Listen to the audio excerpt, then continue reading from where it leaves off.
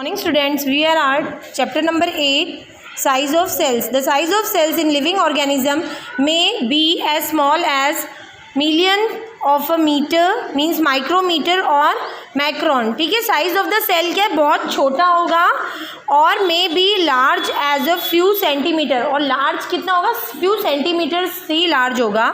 However most of the cells are microscopic in size and not visible to the naked eye. मतलब बहुत सारे sales जो है, mostly जो सेल्स हैं they are visible to the microscope only, उनको हम नेक्ड आई से नहीं देख सकते हैं. They need to be enlarge और magnified by a microscope. Microscope की हेल्प से वो एनलार्ज मीन्स बड़े होते हैं और उनको हम देख सकते हैं.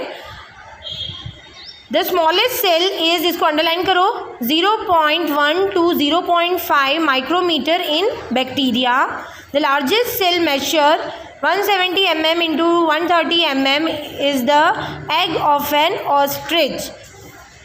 So activity को छोड़ दो. 8.4 cell structure and function.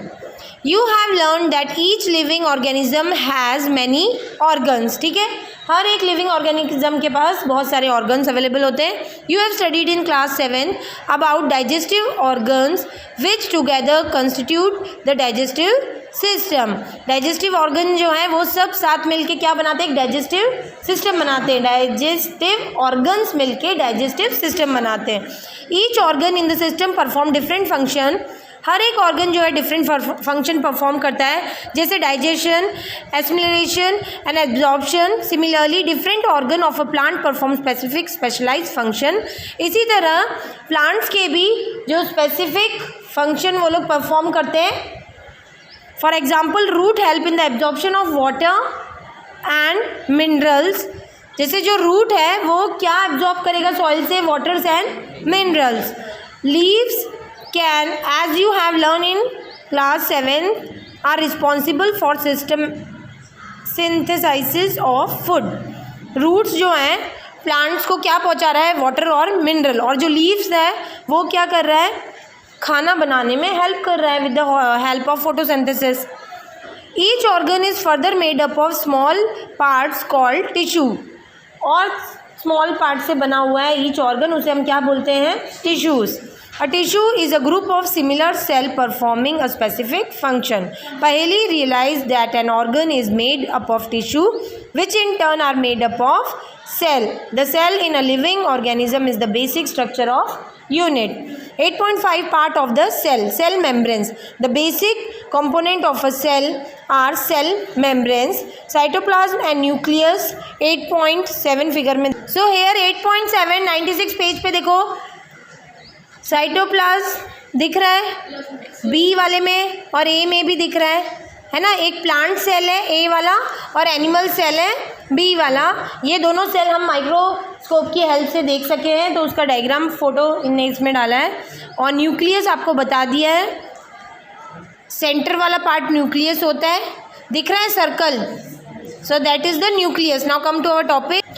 The cell and nucleus are enclosed with the cell membranes. और ये सेल और साइटोप्लाज्म जो है सेल मेम्ब्रेन्स के अंदर है, आप फिगर में देखेंगे तो. Also called plasma membranes. या तो आप वो डायग्राम ही ओपन करके रखो तो मैं सब रीड करती जाऊंगी, उसमें आता जाएगा. The membrane separates cell from one another and also the cell from surrounding membranes. और ये जो मेम्ब्रेन्स है ये सेल को सेपरेट कर रही है एक दूसरे से और सेल और मीडियम से. The plasma membranes is pores. और जो प्लाज्मा मेम्ब्रेन्स है वो पोर्स है and allow the movement of substance और मटेरियल बोथ इनवर्ड्स और आउटवर्ड्स. ठीक है, मूवमेंट ऑफ सब्सटेंस इनवर्ड्स और आउटवर्ड्स को ये कैरी कर रहे हैं. पोर्स मीन्स जो किसी चीज़ को सोख सके, पोर्स वो होता है. जैसे चॉक भी एक पोर्स है, वो वाटर को अपने अंदर एब्जॉर्ब कर लेता है. स्पंज भी पोर्स में आता है. Activity leave it. The boundary of the onion cell is the cell membranes. जो बाउंड्री है ऑनियन सेल की वो क्या है, cell membranes. Covered by other thick covering called the cell wall. और उसका एक और कवरिंग होता है, उसको क्या कहते हैं, cell wall. The central dense round body in the centre is called the nucleus. Nucleus आपको इस फिगर 8.5 में दिखेगा। ये सेंटर पार्ट है, round body in the centre is called the nucleus, और ये क्या कहलाता है? न्यूक्लियस। क्या?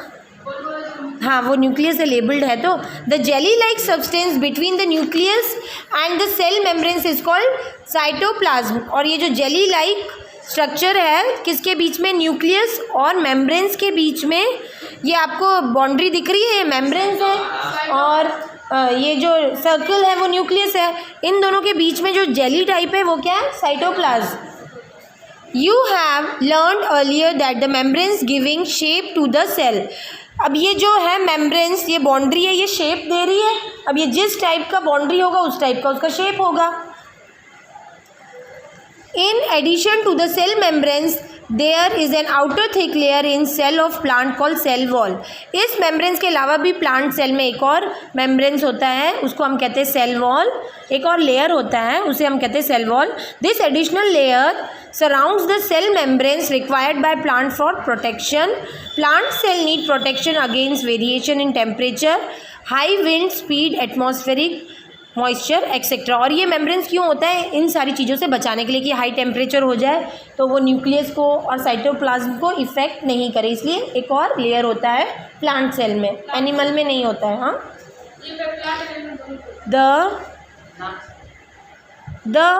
There are expose to this variation because they cannot move.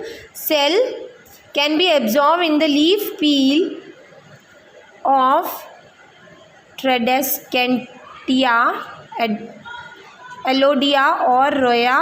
You can prepare a slide as in the case of onion। पहली आस बूझो if he can also observe animal cell। ये तो प्लांट सेल हमने देखे, और उसने बोला एनिमल सेल भी हम देखें तो एक्टिविटी 8.4 देख लो एक बार, इसमें क्या बोल रहे हैं? Take a clean toothpick. एक टूथपिक लो, टूथपिक सबको पता है, और यस टूथपिक मालूम है, हाँ, और मैच स्टिक, या तो मैच स्टिक लो या तो toothpick low with the tip broken. Match stick लोगे जिसकी टिप टूटी, तोड़ के लेना है। स्कैप इनसाइड ऑफ योर चिक without hurting it.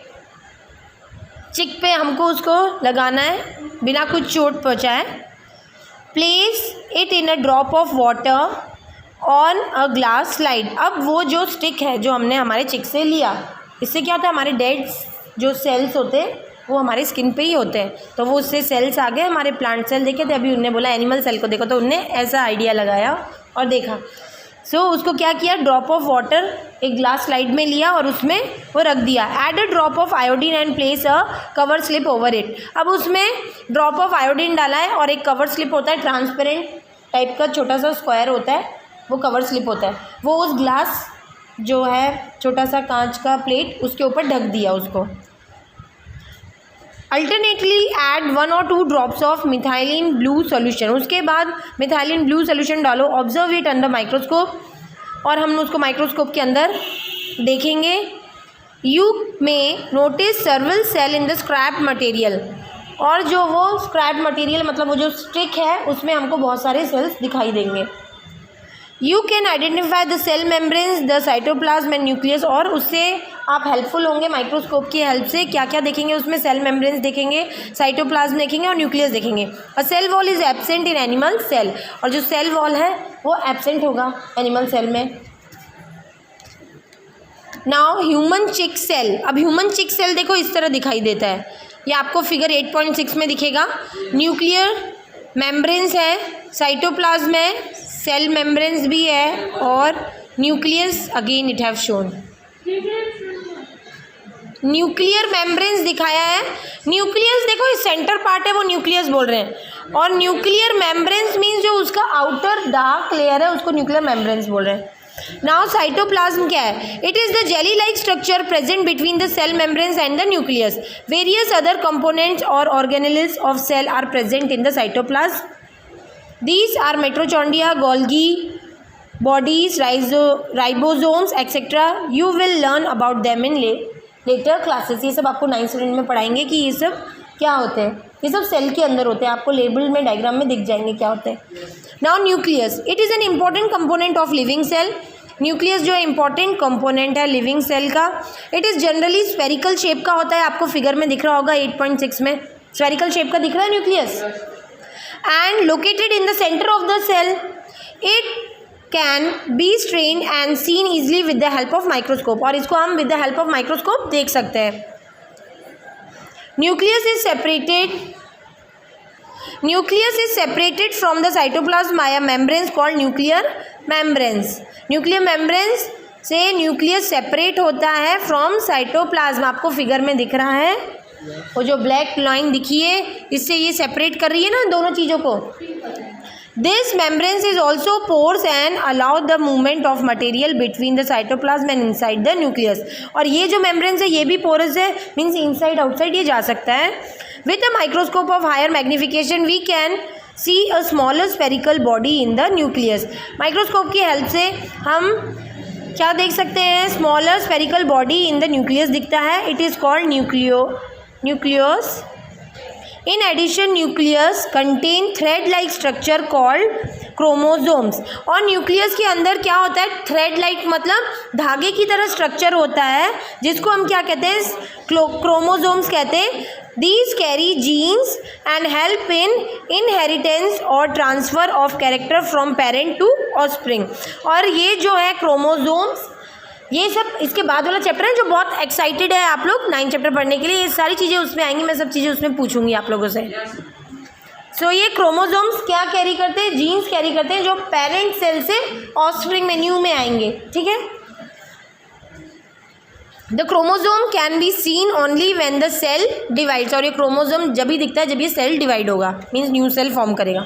Nucleus in addition to its role in inheritance acts as control cell of the activities of the cell. Means जो nucleus है वो कंट्रोल कर रहा है पूरे सेल को, और वो उसकी एक्टिविटी को डिपेंड कर रहा है कि कैसे एक्टिविटी कर रहा है वो। The entire content of a cell, living cell is known as, entire जो कंटेंट है लिविंग सेल का उसको क्या कहते हैं, प्रोटोप्लाज्म, ठीक है।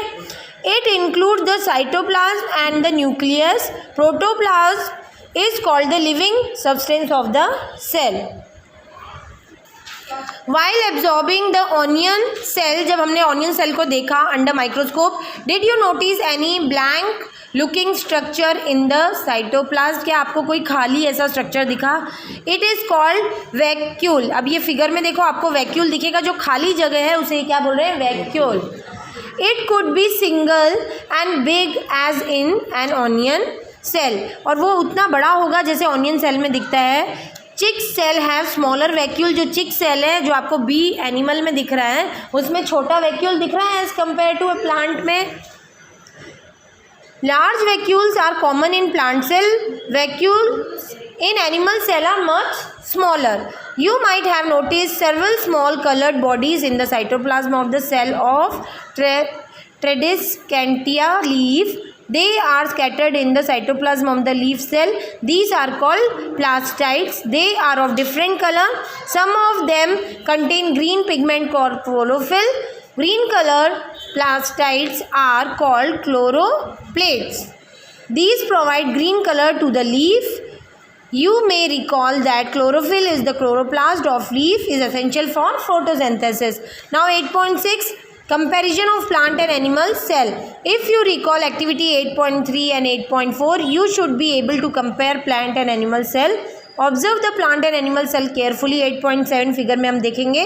Let us tabulate the similarities and distinguish features of plant and animal cell. Only a few features are mentioned. You may add more. इस टेबल में हमको और डालना है। सो सबसे पहले देखो पार्ट दिया है सेल मेम्ब्रेन्स, प्लांट सेल में होता है तो प्रेजेंट, एनिमल सेल में है cell membranes, yes present. Cell wall plant cell में है प्रेजेंट, और एनिमल सेल में है एब्सेंट।